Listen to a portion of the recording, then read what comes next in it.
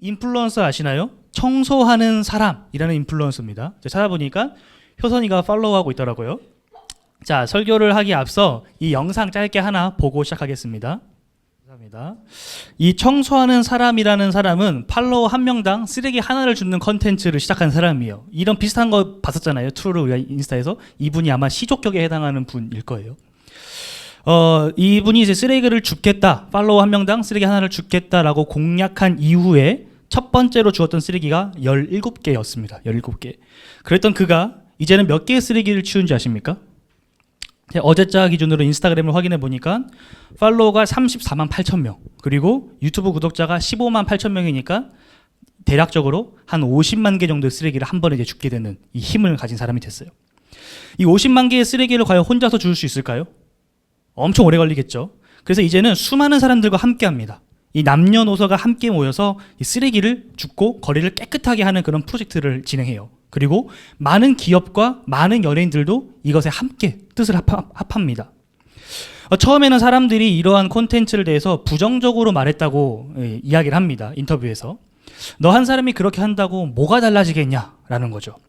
심지어 쓰레기를 줍고 있는데 바로 옆에서 담배꽁초를 버리는 사람들도 있었대요.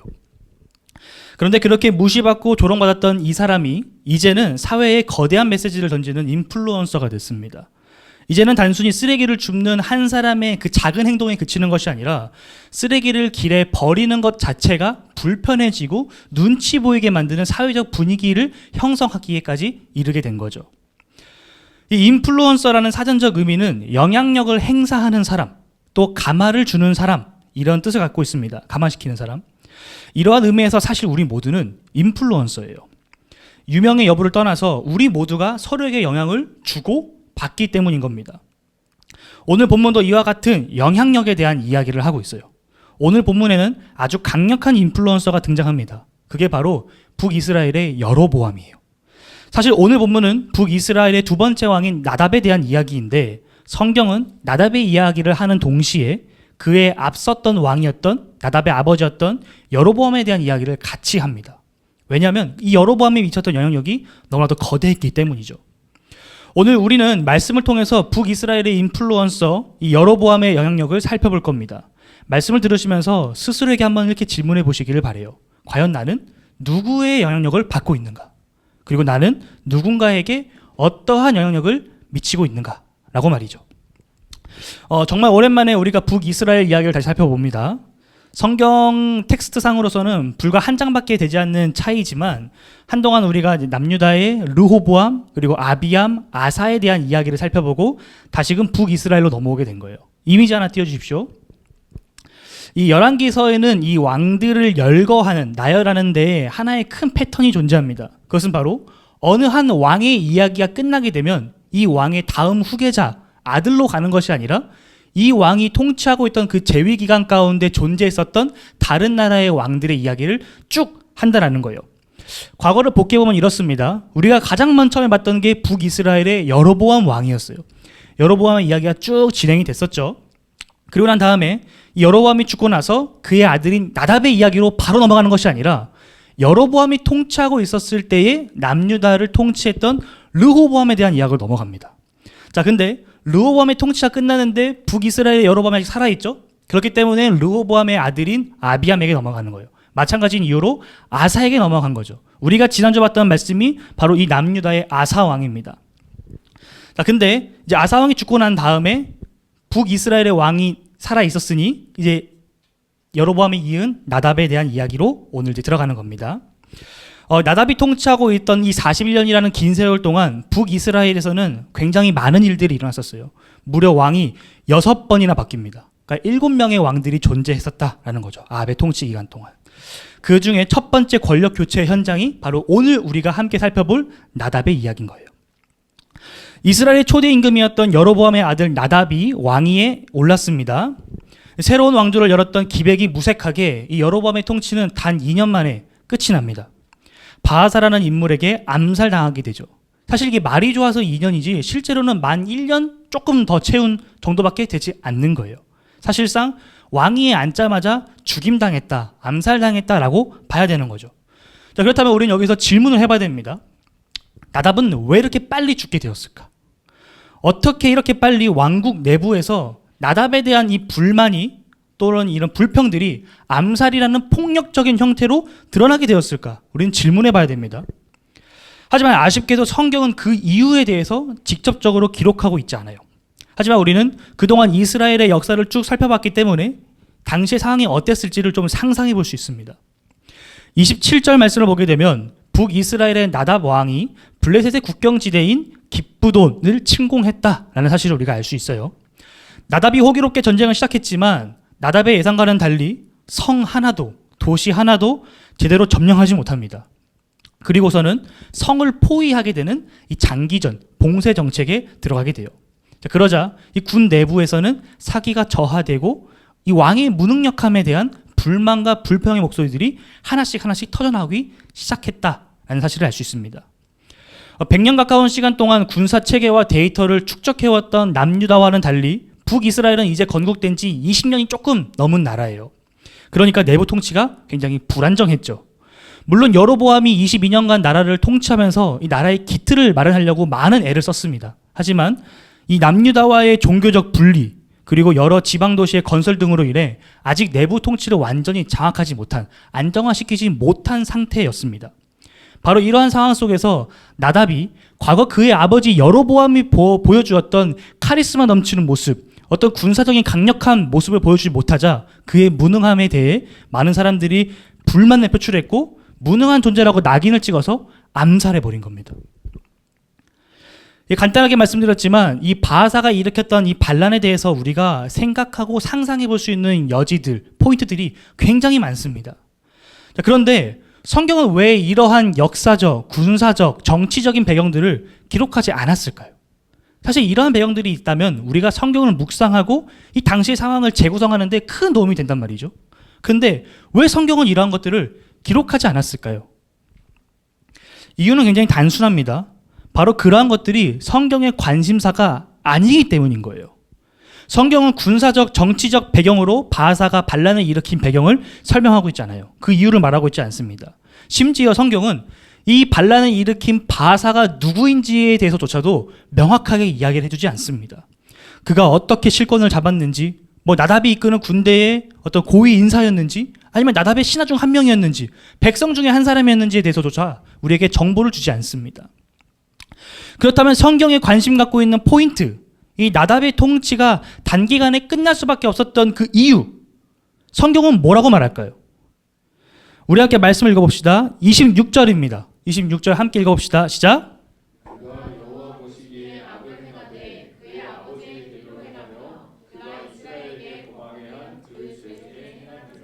아멘. 나답이 암살당하고 그의 가문이 몰살당한 이유 뭐라고 말합니까? 그가 정치를 못했기 때문이 아니다라는 거예요. 그가 군사적인 능력이 떨어졌기 때문이 아니다라는 겁니다. 그것은 바로 나답이 여호와 보시기에 악을 행했기 때문이다라고 성경이 말하고 있다라는 거예요. 그렇다면 성경이 말하는 이 죄의 실체가 과연 무엇일까요? 이 죄의 실체.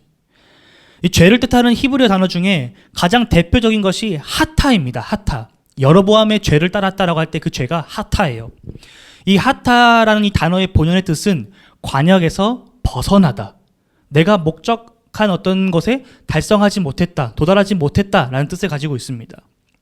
자, 여러분 머릿속으로 한번 활을 쏘는 장면을 생각해 보세요. 자, 활 훌륭합니다. 화살도 멀쩡해요. 그런데 방향이 잘못되면 이 화살은 관역을 향해 나가지 못합니다. 빗나가게 되는 거죠. 이것이 바로 성경이 정의하는 죄의 본질입니다. 본래 인간은 하나님을 향하도록 하나님의 목적과 계획에 맞춰 살도록 설계되고 창조되었습니다. 그런데 우리의 중심과 그 방향이 하나님으로부터 어긋나기 시작할 때 그 조준점이 틀어져서 하나님의 말씀으로부터 이탈한 상태, 이것을 바로 성경이 죄라고 규정하는 겁니다. 이러한 죄에는 아주 무서운 성질이 있어요. 그것은 바로 확산성과 점진성입니다. 죄는 절대로 그 자리에 가만히 머물러 있지 않아요. 마치 누룩처럼 번지고 눈덩이처럼 커집니다. 최근 넷플릭스에서 큰 인기를 얻고 있는 작품 중에 참교육이라는 드라마가 있죠. 다들 보셨나요? 보신 분들이 계시네요. 이 탄탄한 스토리라인과 화려한 액션, 또 부패한 사회를 향해서 경종을 울리는 이 사이다와 같은 장면들로 인해서 많은 사람들로부터 큰 인기를 누렸습니다. 하지만 동시에 이러한 컨텐츠가 흥행할 때마다 함께 따라붙는 우려의 목소리들이 있어요. 폭력을 미화시킨다, 또는 모반 범죄에 대한 우려. 이 미디어가 보여주는 자극적인 모습들이 시청자들의 무의식 속에 스며들어 죄에 대한 기준을 무너뜨리고 모방하게 만드는 영향력이 있기 때문인 거예요. 우리가 지난 수요일 때 함께 묵상했던 시편 1편 말씀을 한번 기억해 보십시오. 이 시편 1편 말씀은 이 죄의 점진성을 아주 잘 묘사하고 있어요. PPT 한번 보여주시겠습니까? 이 문장에 사용된 동사들을 한번 잘 주목해 보세요. 맨 처음에는 악인들의 꾀를 따라갑니다. 따라가죠. 그러다 보니 어느새 그 걸음이 익숙해져서 죄인들의 길에 서 있게 되는 게 된 거예요. 그 길을 따라가게 된 거죠. 마지막은 어떻습니까? 아예 오만한 자의 자리에 엉덩이를 붙이고 앉아버립니다. 이 죄의 점진성을 보여주고 있는 거죠. 바늘도둑이 소도둑된다라는 속담이 틀린 게 하나 없다라는 거예요. 죄는 처음에는 작은 생각의 이 틈으로 들어오지만 결국에는 우리의 삶 전체를 장악하고 더 깊은 수렁으로 우리를 끌고 갑니다. 오늘 본문이 나답의 이야기를 하면서 굳이 죽은 그의 아버지 여로보암의 이야기를, 그 이름을 계속해서 언급하는 것이 바로 여기에 그 이유가 있다라는 거예요. 여로보암이 북이스라엘 집권 초기에 만들어 놓았던 그의 영적인 죄의 DNA, 금송아지를 만들고 자기 마음대로 제사장들을 세우고 그리고 종교 달력을 만들었던 그 악한 영향력이 20년이 넘는 시간이 흘렀음에도 불구하고 여전히 그의 아들인 나답에게 그대로 모방되고 확산되어 나타나고 있기 때문인 겁니다. 그리고 이 비극은 나답에게서 끝나는 것이 아닙니다. 이 북이스라엘이 멸망하는 그 순간까지 수백 년 동안 북이스라엘의 모든 왕들에게 지속적으로 영향을 미쳐요. 죄의 인플루언서였던 여로보암 한 사람의 영향력이 나라 전체를 영적 파산의 길로 몰고 간 것입니다. 하지만 성경은 우리에게 이 죄의 길만을 보여주고 있지 않습니다. 열왕기서를 관통하는 두 가지의 큰 이정표가 있어요. 그것은 하나는 여로보암의 길이고 다른 하나는 다윗의 길입니다. 여로보암의 길은 하나님의 말씀 대신에 철저하게 자신의 눈에 보기 좋은 대로 자신의 유익과 정치적 판단을 따르는 삶입니다. 반면 다윗의 길은 비록 내가 연약할지라도 하나님의 말씀을 기준 삼아, 명령을 기준 삼아 그분의 뜻을 구하는 삶인 거죠. 여기서 우리가 절대로 오해하지 말아야 될 점이 하나 있습니다. 이 다윗은 죄를 한 번도 짓지 않은 완벽한 인간이 아니었다라는 거예요. 우리가 알다시피 다윗은 밧세바를 범하는 죄를 지었고 또 하나님의 뜻에 부합하게끔 인구조사를 했던 죄도 지었습니다. 사실 죄의 진로만 따져보면 다윗도 여로보암 못지않게 하나님 앞에서 악했던 사람이었어요. 그렇다면 무엇이 이 다윗의 길과 여로보암의 길을 가르는 결정적인 차이를 만들었을까요? 그것은 바로 회개예요. 회개. 다윗은 선지자를 통해서 자신의 죄가 드러났을 때에 왕의 권력으로 선지자의 입을 막지 않았습니다. 그는 그 자리에서 눈물을 흘리며 자신의 잘못을 고백하는 사람이었죠. 하나님으로부터 벗어난 자신의 방향을 확인했을 때 그 즉시 그 걸음을 멈추고 방향을 다시금 하나님께로 조정하는 사람이 바로 다윗이었습니다. 반면에 여로보암과 그의 아들 나답은 어땠습니까? 하나님께서 선지자 아이야를 통해서 수없이 경고를 하셨을 때 멸망할 거다, 너의 가문이 멸절될 것이다 라고 예언했을 때 그들은 방향을 돌이키지 않았어요. 오히려 선지자의 입을 막으려고 구금시켰었죠. 성도 여러분, 우리가 신앙생활을 한다는 것은 인생에서 단 한 번의 실패도 죄도 용납하지 않는 완벽주의자가 되겠다라는 것을 의미하지 않습니다. 때때로 우리가 넘어지더라도, 때때로 우리의 삶이 하나님께서 원하시는 그 관역, 그 초점에서 벗어난다 할지라도 다시금 하나님의 말씀을 기준 삼아 내 삶을 정비하고 돌이키는 것에 그 포인트가 있다는 사실을 잊지 않으시길 바랍니다. 제가 오늘 이 이야기를 묵상하면서 제 스스로에게 이러한 질문을 좀 던져봤어요. 나는 다른 사람들에게 어떤 영향력을 주고 있는가? 라는 질문을 말이죠. 여러분들도 스스로에게 한번 이 질문을 해보시기 바랍니다. 성도 여러분들은 가족들에게, 또 친구들에게, 직장 동료에게, 우리 교회 공동체 안에서 또는 여러분들이 만나는 수많은 만남과 모임 속에서 어떠한 인플루언서로 살아가고 계십니까? 저는 방학을 맞이하여 영어 공부를 좀 해보려고 영어 회화 스터디를 좀 다니고 있습니다. 새로 들어간 이 모임에서 이제 자기소개를 하게 됐는데, 제가 이제 신학을 전공하고 있다는 사실을 이제 오픈하니까 몇몇 분들이 좀 관심을 갖고 이제 여러 질문들을 좀 던지시더라고요. 솔직하게 말씀드리면 그 순간 이 마음 한켠에 덜컥 좀 부담감이 생겼습니다. 이제 내가 전도사인 걸 알았으니까 나의 말과 행동 하나하나가 이제 하나의 그 기준의 잣대가 되겠구나. 이런 거 말이죠. 내가 흐트러진 모습을 보이게 되면, 내가 뭔가 실수하거나 잘못을 저지르게 되면 내가 욕먹고 끝나는 게 아니라 기독교가, 예수님이 같이 욕을 얻어먹겠구나. 이런 좀 부담감이 생겼습니다. 마치 저의 약점 하나가 노출된 것 같은 그런 경험을 하게 됐어요. 여러분도 좀 비슷한 경험이 있으시죠? 그런데 가만히 생각해 보니까 이게 과연 부담이기만 할까? 라는 생각이 들었습니다. 오히려 저의 정체성을 밝혔기 때문에 제가 그곳에서 보이는 친절한 말 한마디, 성실한 태도 하나가 그동안 한국 교회를 통해서 상처받고 실망했던 이들에게 다시금 긍정적인 이미지를 심겨줄 수 있지 않을까? 또는 기회가 된다면 예수님의 사랑을 전할 수 있는 어떤 기회가 되지 않을까? 이런 생각을 제가 하게 됐습니다. 제가 주중에 지연 사모님과 이러한 이야기로 좀 비슷한 주제로 이야기를 나눴어요. 그때 이제 사모님의 말이 제게 좀 큰 울림을 주었습니다. 이렇게 말하더라고요. 자기 자신은 이 그리스도인들이 자신의 정체를 드러내는 것에 있어서 부담을 느끼고 두려워하는 것이 마치 핑계처럼 느껴진대요.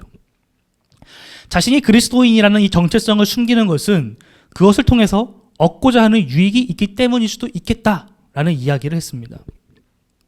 우리 한번 스스로에게 질문해 봅시다. 만약 우리가 직장에서 또는 삶의 자리에서 내가 그리스도인이라는 정체성을 숨긴다면 그 이유가 무엇입니까?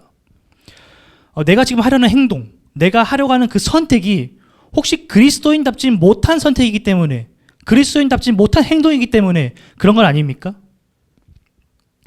세상 사람들과 똑같이 편법 쓰고 싶고, 똑같이 거친 말을 쏟아내고 싶고, 똑같이 음란하고 방탕한 자리에 섞이고 싶은데, 내가 그리스도인이라는 배지를 달고 있으면 그 일을 하기에 떳떳하지 못하니까, 내 자유와 내 이익에 제한을 받으니까 이 슬그머니 나의 정체성을 숨기는 거 아닙니까?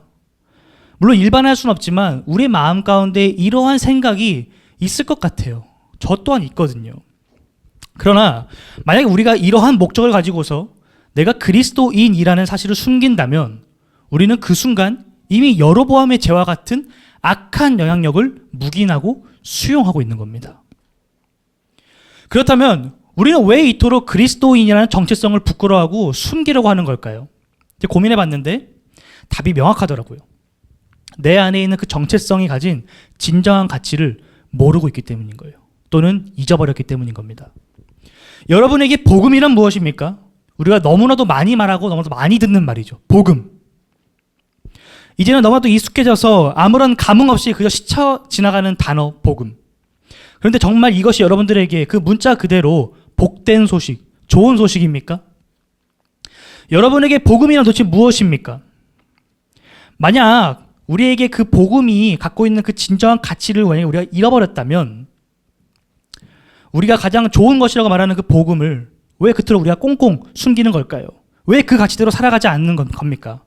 어째서 다른 이들의 눈치를 살피며 내가 생각하기에 좋아 보이는 것들만 우리는 선택하는 걸까요? 우리는 무엇인가를 선택할 때 내가 보기에 좋은 것들을 선택하려고 하는 경향이 있어요. 당연한 거예요. 본능적인 겁니다. 그러나 내가 그리스도인이라면 적어도 십자가의 그 보혈로 구원을 받았다면 우리는 무엇인가를 선택할 때에 내가 보기에 좋은 것을 선택하는 것이 아니라 하나님께서 보시기에 좋은 것을 선택할 줄 알아야 됩니다. 바울이 고백한 갈라디아서 2장 20절 말씀처럼 내가 그리스도와 함께 십자가에 못 박혀 죽었다면 그 복음을 믿는다면 이제는 내가 사는 것이 아니라 오직 내 안에 그리스도께서 사시는 삶, 나를 사랑하사 나를 위하여 자기 자신을 버리신 하나님을 믿는 믿음 안에서 사는 삶을 선택해야 한다라는 거예요. 우리는. 유명한 기독교 격언 중에 이런 말이 있습니다. 그리스도인은 성경을 통해 예수님을 바라보지만 세상 사람들은 그리스도인들을 통해 예수 그리스도를 바라본다. 성도 여러분, 여러분은 어떤 영향력을 주는 사람이 되고 싶으십니까? 오늘 본문에 등장하는 여로보암과 나답처럼 이 좁은 현실의 문제에 갇혀 내 눈앞에 있는 유익만 쫓아가다가 다른 누군가로 하여금 죄를 짓게끔 만드는 그런 악한 영향력의 통로로 살아가시겠습니까?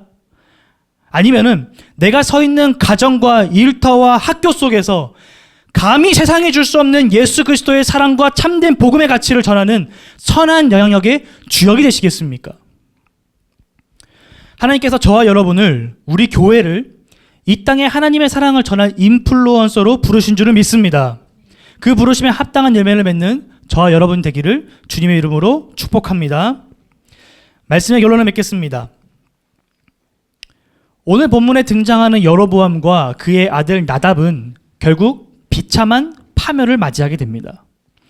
하나님의 수많은 경고와 기회 속에서도 끝내 돌이키지 않았던 여로보암의 가문은 결국 하나님의 엄중한 심판을 받습니다. 열왕기상 14장에서 실로의 선지자 아이야를 통해 선포되었던 그 예언의 말씀이 오늘 본문 속에서 바하사의 손을 통해서 말씀 그대로 성취되었어요. 그렇다면 이제 우리에게 가장 중요한 질문이 남습니다. 아버지 여로보암의 악한 영향력에 휩쓸려 허망하게 인생을 낭비했던 나답처럼 살지 않고 우리가 어떻게 하면 이 악한 세상 속에서 하나님께서 원하시는 선한 인플루언서로, 하나님께서 보시기에 선한 모습으로 살아갈 수 있을까? 라는 질문이 나왔습니다. 여러분, 방법은 간단합니다. 열왕기상 14장 8절 말씀을 보게 되면 하나님께서 여로보암의 가문의 멸절을 예언하실 때 하셨던 말씀입니다. 우리 함께 읽어볼까요? 시작! 다윗의 가문으로부터 왕국을 쫓겨나서 내게 주었지만 너는 내 종 다윗처럼 살지 않았다. 다윗은 내 명령을 지키고 내가 보기에 올바르게 행동하였으며 마음을 다해서 나를 따랐다. 아멘. 세상에 선한 영향을 끼치는 비결은 그렇게 복잡하거나 어렵지 않습니다. 굉장히 단순해요.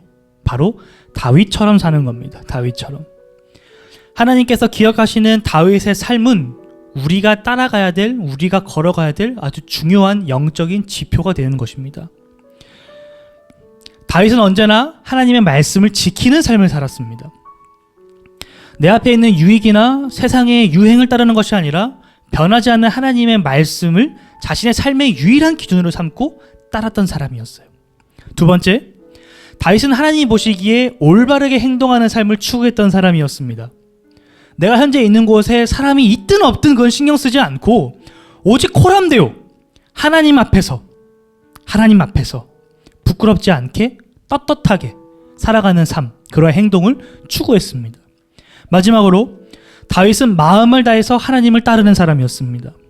내 마음의 일부가 아니라, 내 마음이 내킬 때가 아니라 나의 온 중심과 진심을 다해서 하나님을 예배하고 주님의 뜻에 순종하는 길을 걸었어요.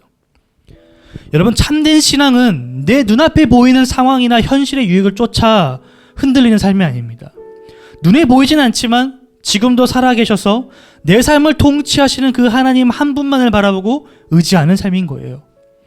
세상에 영원하지 않는 것들에 내 마음을 뺏기는 것이 아니라 영원하신 하나님을 추구하며 그분께 내 삶의 관역을 맞추는 삶, 그것이 바로 신앙입니다. 성도 여러분, 오늘 우리는 누구의 길을 걷고 있습니까? 좁은 현실의 문제에 갇혀 내 눈앞에 있는 유익만을 쫓아가며 주변 사람들에게까지 이 죄의 길로 물들이게 하는 그런 악한 영향력의 통로로 살아가십니까? 아니면 내가 서 있는 그곳에서 하나님께서 나를 부르신 그곳에서 떳떳하게 그리스도인의 정체성을 드러내며 다윗처럼 마음을 다해 하나님을 따르는 선한 영향력의 인플루언서로 살아가고 계십니까? 세상의 타협적인 문화 속에서 그 악한 영향력의 고리를 단호히 끌어내기를 결단하는 시간이 되길 원합니다. 이 시간 내가 보기에 좋은 것들이 아니라 하나님께서 바라보시기에 좋은 것을 선택하며 다윗의 길을 걸어갈 때에 여러분이 서 있는 그곳에서 예수 그리스도의 참된 복음의 빛이 흘러나가게 될 것입니다. 세상이 여러분을 통해 예수님을 바라보게 만드는 선한 영향력의 인플루언서로 살아가시기를, 이 땅의 빛과 소금이 되어 하나님의 영광의 빛을 발하는 저와 여러분, 그리고 그러한 사역을 감당하는 우리 교회가 되기를 간절히 주님의 이름으로 축복합니다.